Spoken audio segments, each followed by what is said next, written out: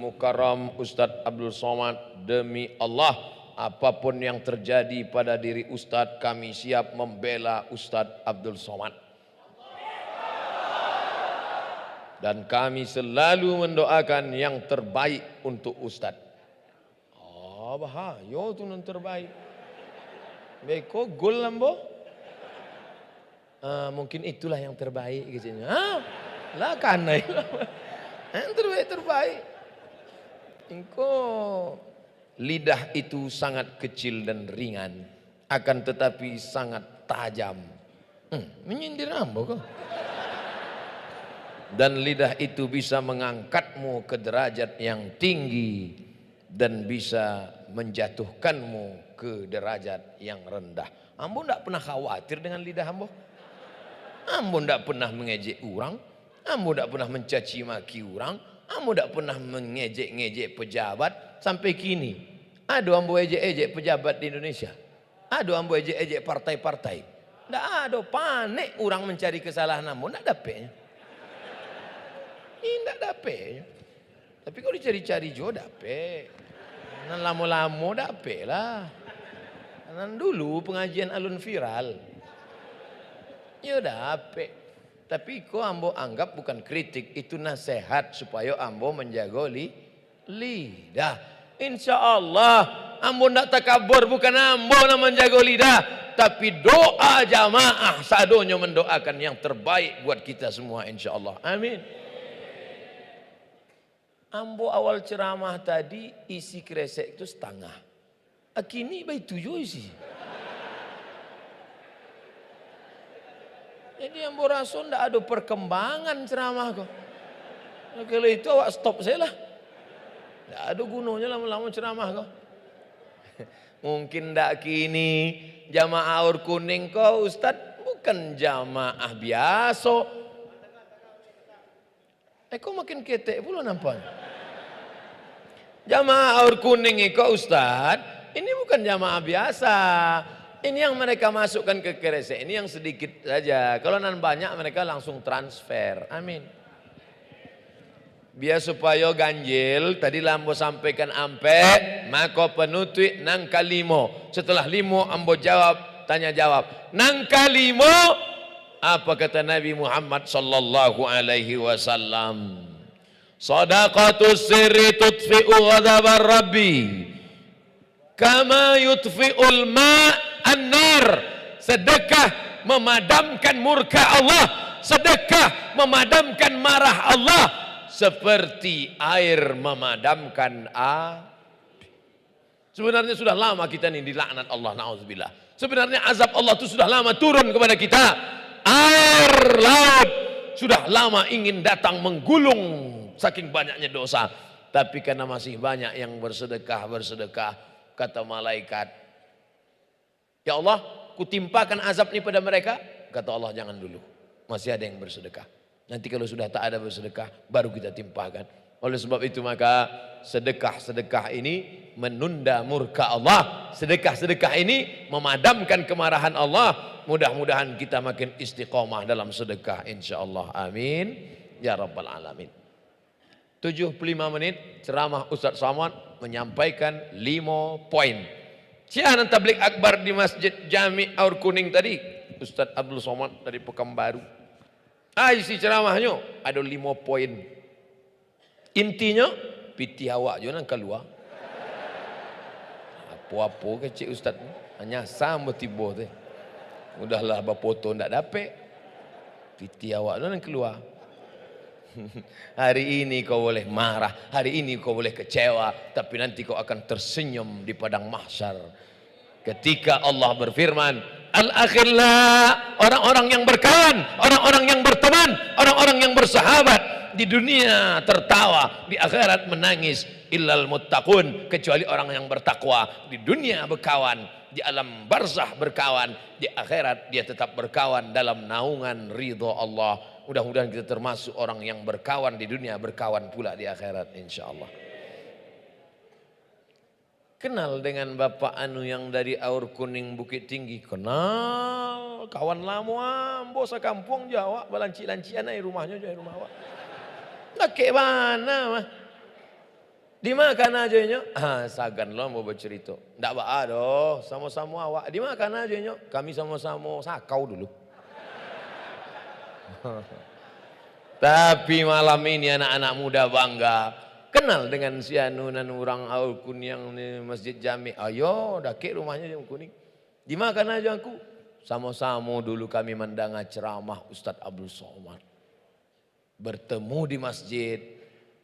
Berakhir pertemuan pun di masjid karena jenazah kita disolatkan di dalam masjid. Saat itu tidak lagi dipanggil.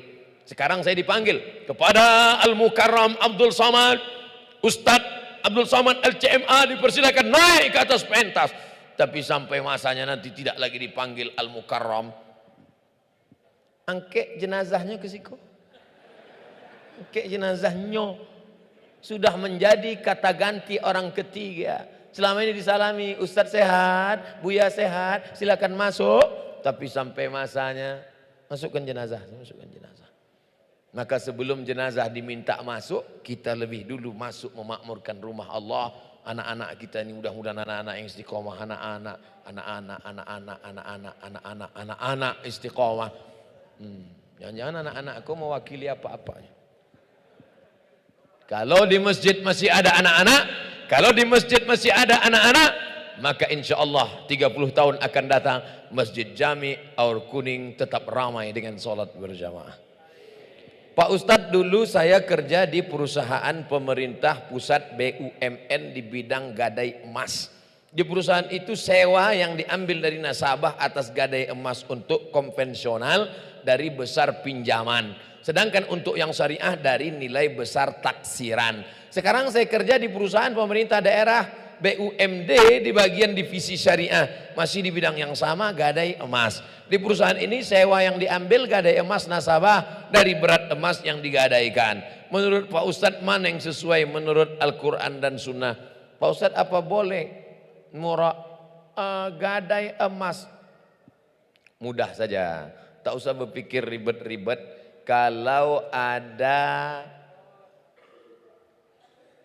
Kalau makanannya label halal dari MUI, tapi kalau ekonomi Islam maka fatwa halal dari DSN, Dewan Syariah Nasional. Asal ada fatwa dari Dewan Syariah Nasional halal. Jadi saya tak mau bercerita tentang kaidah fikih, usul fikih, pengambilan dalil, Quran, hadis, ijma', qiyas, syar'u man qablana, saddu zara'i, qaulu sahabi, istihsan, istishab, urf, ribet, jelimet, susah, payah. Asal ada fatwa dari Dewan Syariah, apakah itu bank syariah, apakah itu asuransi syariah, apakah pegadaian syariah, siapapun yang tengok mana fatwa dari DSN. Dewan Syariah Nasional. Di situ sudah duduk pakar-pakar dari Universitas Al-Azhar Kairo Mesir, dari Universitas Islam Madinah, dari Ummul Qura, dari UIN, duduk bersama. Tengok mana dia fatwa. Kalau belum ada, kumpulkan semua, serahkan ke DSN Jakarta, nanti keluar fatwanya. Itulah yang dijadikan sosialisasi untuk ke masyarakat. Silakan ke Pegadaian Syariah, ini dia fatwanya, disosialisasikan ke masyarakat. Di-share di internet. Apa boleh murabahah, beli emas ditambah dengan margin kemudian bayarnya dicicil dengan jangka waktu. Yang namanya cicilan tidak cash, tidak kontan, beras dengan beras, gandum dengan gandum, korma dengan korma, garam dengan garam, emas dengan emas, perak dengan perak. Kalau tidak cash maka haram.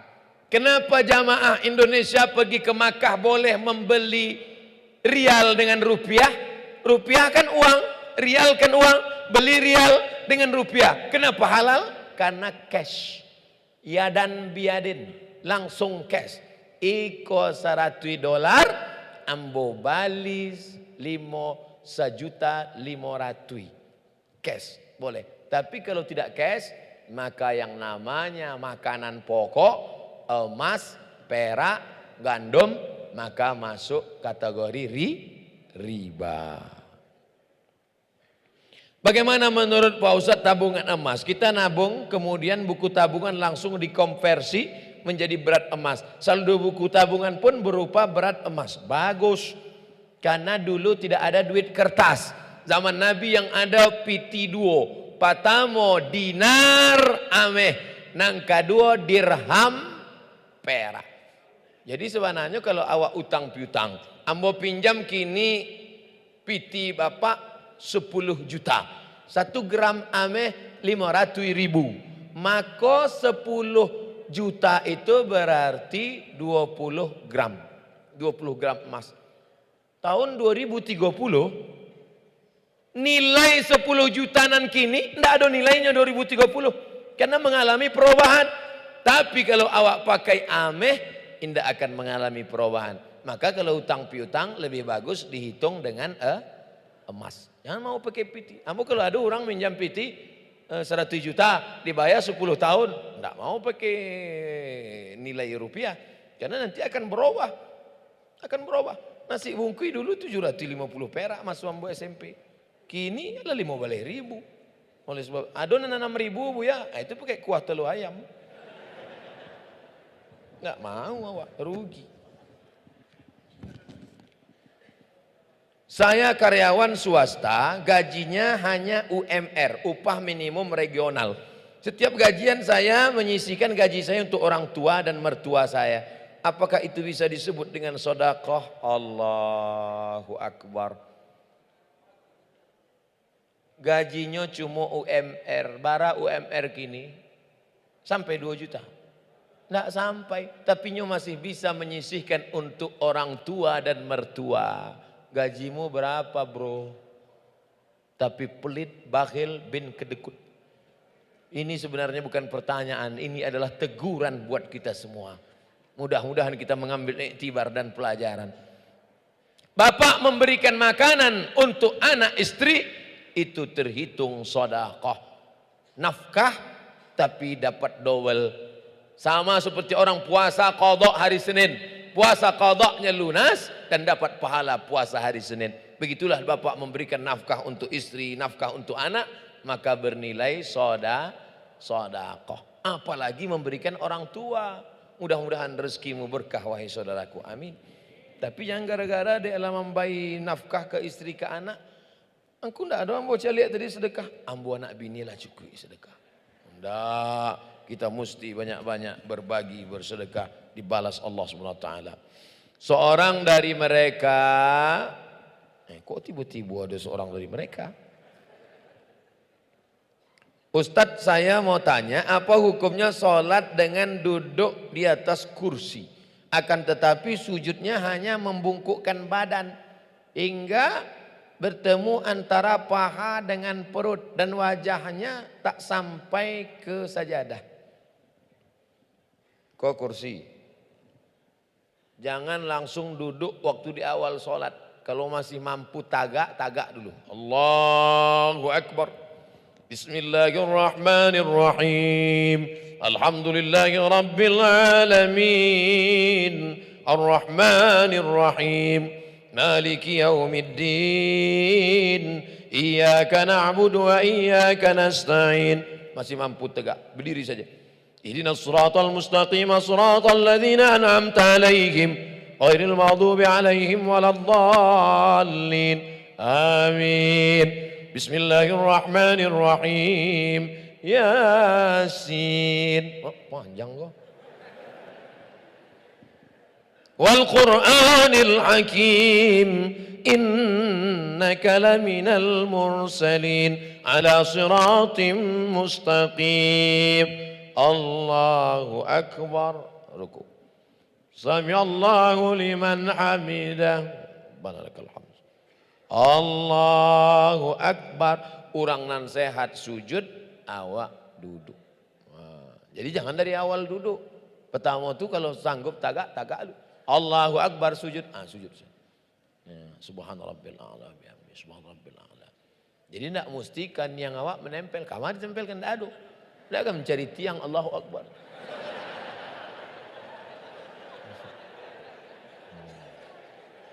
Tapi kalau memang inyo kanai penyakit tidak bisa tagak, kunang-kunang, kanai penyakit vertigo namanya, vertigo Tapi ada yang lebih parah lagi vertigo, namanya verampe. Itu tidak bisa dari awal udah duduknya. Dari awal duduk. Allahu Akbar. Rukuknya Allah, rukuk tangan Allahu Akbar. Sami Allahu liman hamidah. Jangan halangi orang tua, orang cacat, orang sakit ke masjid. Bapakmu, ibumu yang sakit, anta pak ke masjid. Di rumah saya lah. Dulu waktu sehat tidak mau ke masjid. Kalau sakit ke masjid lo. Inyo hatinya sampai, hatinya susah. Maka kalau dia dibawa ke masjid, hatinya lah lapang. Pokoknya ke masjid. Kalau di Mesir, di Kairo, di Mesir, memang disediakan kursi sampai 3 soft. Kursi disediakan sampai 3 soft untuk orang-orang yang sakit, orang-orang tua. Kalau orang tua dibiarkan di dalam kamar surang. Datang jin, datang hantu, matinya situ surang. Nah, kau bawa ke masjid. Masalahnya dulu pernah punya masa lalu dosa. Siapa yang tidak punya masa lalu? Mudah-mudahan Allah mengampuninya. Musuh di akhir hayatnya itu bawanya ke masjid. Apa hukumnya membatalkan sholat munfarid mengikuti sholat berjamaah? Misalnya saya sholat zuhur sendiri. Ketika sampai rakaat kedua datang beberapa orang. Awak ke masjid sendiri. Allahu Akbar. Tiba-tiba datanglah musafir atau sekelompok orang. Sembayang orang itu berjamaah. Kalau awak seorang pahalanya 1. Kalau ikut orang banyak 27 derajat. Maka awak boleh membatalkan iko. Tapi membatalkan sholat itu hukumnya haram Pak Ustaz. Haram kalau tidak ada sebab. Tapi iko afdal. Tapi kalau menurut mazhab Syafi'i, nan seelok-eloknya orang nan ramai itu nan nikwi kasiko. Itu awak ramai, awak nan menjadi makmum di belakang. Dipukul bahunya untuk memberitahu bahwa awak menjadi makmum di belakang. Pukul bahu. Pukul bahu. Kalau awak dipukul bahu, karehkan suara. Allahu Akbar. Jangan pukul bahu lagi pula. Tidak.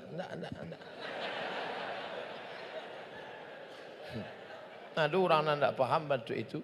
Nah, kalau mazhab Syafi'i, maka orang yang datang belakangan itu nan jadi makmum di belakang. Nah, tapi kalau mazhab Hanafi, Maliki, Hambali, karena tidak boleh tak sama antara solat imam dengan makmum, maka inyo nan dapat surang, inyo ingin 20 derajat, inyo boleh membatalkan dan ikut. Makanya duduk salam, assalamualaikum warahmatullahi, assalamualaikum warahmatullahi, inyo ikut solat berjamaah. Salah seorang dari mereka iqamat solat. Mendengar iqamat tersebut lalu saya membatalkan solat saya. La salata ba'dal mafruḍah. Tak ada solat sunat kalau sudah didirikan solat fardu. Masuk ke masjid solat qabliyah. Masuk ke masjid solat tahiyatul masjid.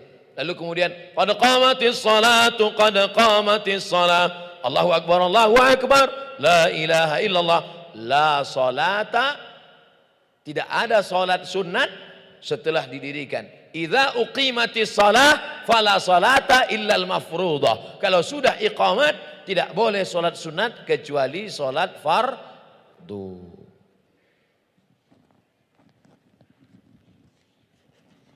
Elok mana lipeknya? Mohon jelaskan pada kami tentang bid'ah. Karena sekarang ini sudah banyak golongan yang melarang membaca Yasin, solawat, barzanji, segala macam. Bid'ah itu mudah saja. Kalau indah ada dalil bid'ah. Kalau indah ada dalil bid'ah. Selama ada dalil, tidak boleh dibid'ahkan. Kau nanti ditanyanya membaca Yasin. Yasin itu Quran apa Quran? Quran. Apa lu salah baca Yasin? Iqra'ul Quran, baca Al-Quran.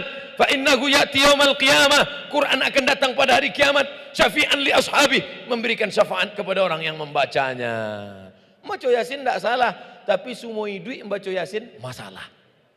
Karena Allah menurunkan surat-surat yang lain. Baca Yasin tak salah. Manga Yasin saya nanti baca, surat lain manga tidak. Apa kelebihan surat Yasin? la tuqra'u fi amrin asirin illa yassarahu Allah. Kalau dibacakan pada perkara yang sulit, maka Allah memudahkan. Begitu kata Imam Abul Fida Ismail Ibnu Katsir dalam kitab tafsir Al-Quranil Azim. Tengok muqaddimah surat Yasin. Intinya selama ada dalilnya tidak boleh awak membid'ahkan orang. Ada dalil maka tidak bid'ah. Tidak ada dalil maka bid'ah. Dalil itu Quran, hadis, ijma', qiyas, sar'u man qablana, saddu zara'i, qaul sahabi, istihsan, istisab, urf. Hadis, ada hadis qauli, ada hadis fi'li, ada hadis taqriri. Bukan dalil itu cuma Quran sunnah, Quran sunnah. Banyak belajar kitab usul fiqh. Apa hukumnya istri meninggalkan rumah tanpa izin suami karena perintah orang tua yang tak berakal? Tak berakal gila berarti. Kemudian dia menikahkan anaknya dalam rentan waktu 2 minggu, sedangkan statusnya masih istri orang. Hal ini terjadi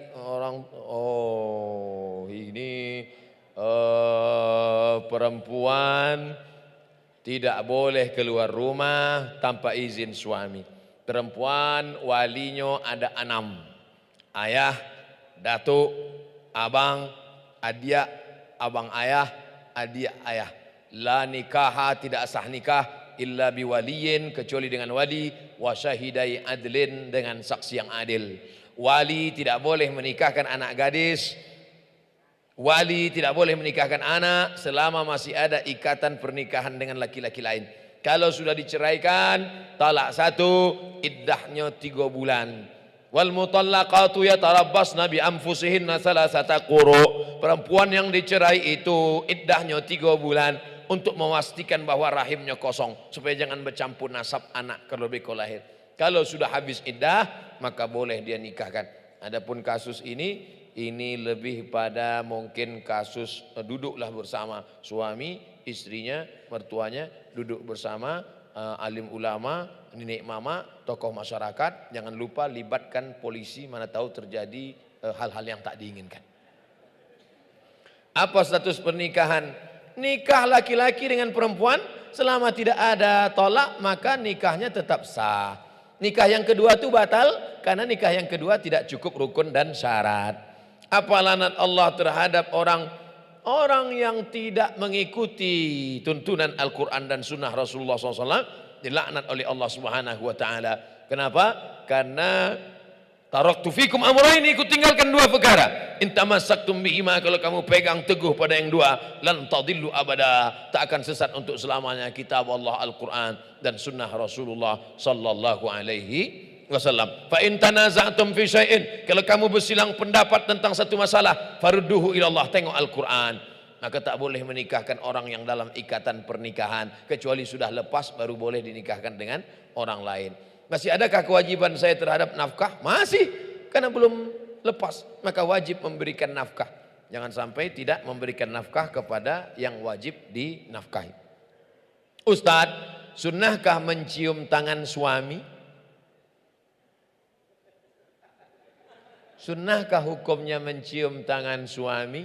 Nabi SAW punya sahabat namanya Anas bin Malik. Anas bin Malik berkata, aku cium tapak tangan Nabi, atyabu min rihil miski, lebih harum dari semerbak kasturi. Itu menunjukkan bahwa tapak tangan Nabi dicium untuk mengambil barakah. Adapun istri memuliakan suami dengan memberikan makanan, memasakkan minuman. Kalau dia cium tangannya, maka salah satu dari bentuk penghormatan. Sahabat Nabi mencium tangan sahabat Nabi. Nama sahabat Nabi Zaid bin Thabit, lebih tua. Dan sahabat Nabi satu lagi namanya Abdullah bin Abbas, diciumnya tangan Abdullah bin Abbas, padahal umurnya lebih tua Zaid bin Thabit. Abdullah bin Abbas bertanya, kenapa kau cium tanganku? Karena engkau keluarga Rasulullah sallallahu alaihi wasallam. Jadi mencium tangan adalah bagian dari bentuk penghormatan. Mencium tangan keluarga Nabi, mencium tangan ulama, mencium tangan Nabi, bentuk penghormatan. Begitu juga dengan suami, istri mencium tangan suaminya adalah bagian dari bentuk penghormatan. Kenapa gengsi melakukan? Tak tahu, tanya yang gengsi-gengsi. Mungkin dia merasa gaji dia lebih besar dari suaminya. Terakhir, umur saya 24 tahun. ada seorang gadis yang mau nikah dengan saya dan saya pun menyukai dia. Allah, selesai. Tapi saya ragu untuk menikah saat ini karena saya belum ada pekerjaan. Man istata'a minkumul ba'ata falyatazawwaj. Siapa di antara kamu, hai anak-anak muda, ya ma'syaras sabab, wahai anak-anak muda, man istata'a minkumul ba'ah. Siapa di antara kamu yang sudah sanggup ba'ah. Dalam hadis itu disebut man istata'a minkumul ba'ah. Siapa yang sudah sanggup untuk menikah, falyatazawwaj, menikahlah, fa innahu aghaddu lil basar, karena nikah itu menundukkan pandangan, wa ahsanu lil farji, menjaga kemaluan. Faman lam yastati, nah ini dia, faman lam yastati, siapa yang tak mampu, fa alaihi bisawm, hendaklah banyak-banyak puasa sunat.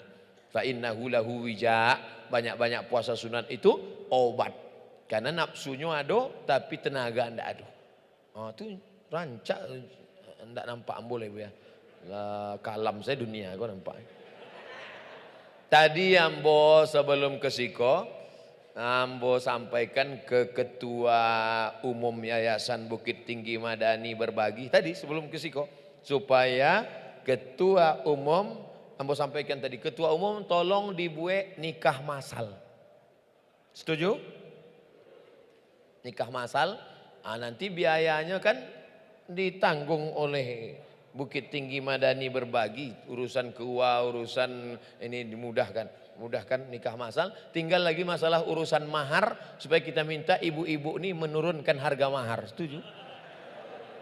Jangan sampai anak-anak muda beko membuat baleho, turunkan harga mahar, turunkan harga mahar. Kalau bisa lah harga mahar turun. Aku nikahkan engkau dengan anakku dengan mengajarkan surat Ar-Rahman tunai. Kan mantap. Jangan surat Ar-Rahman banyak bana bu ya. Al-Ikhlas lah. Ikulah turun harga mahar, nikah pula ditanggung Bukit Tinggi Madani. Kulhu pula. Mudah-mudahan dimudahkan Allah segala urusan pernikahan, urusan anak, urusan keluarga. Amin. Ya Rabbal Alamin. Di akhir majlis mari awak berdoa kepada Allah Subhanahu wa taala. Astaghfirullahalazim.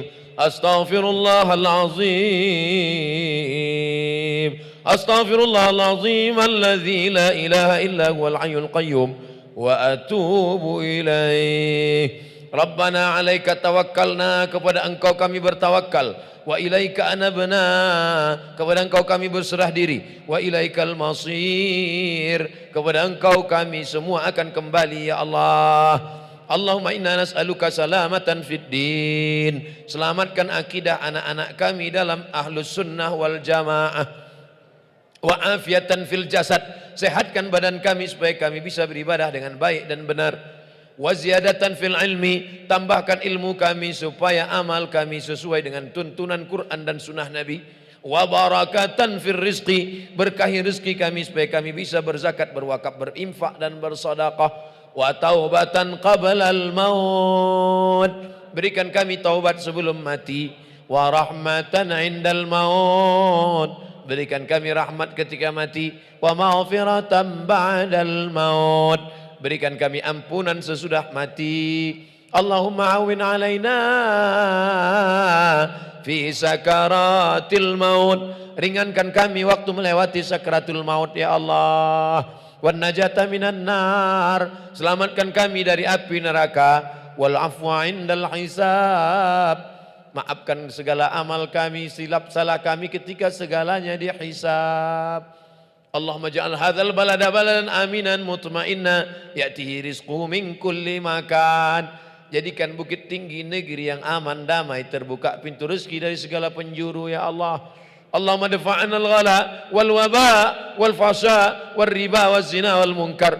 Selamatkan negeri kami, bumi Minangkabau bil khusus, dari segala malapetaka, bencana, riba, zina, narkoba, perbuatan keji dan mungkar ya Allah.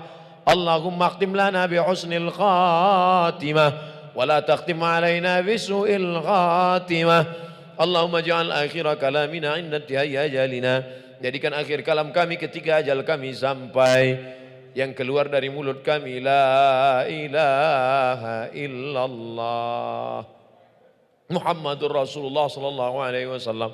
Rabbana atina fid dunya hasanah وفي الآخرة حسنة وقنا عذاب النار وصلى الله على نبينا محمد وعلى آله وصحبه وسلم والحمد لله رب العالمين تقبل الله منكم منا ومنكم تقبل يا كريم. Terima kasih segala perhatian, mohon maaf segala kesilapan.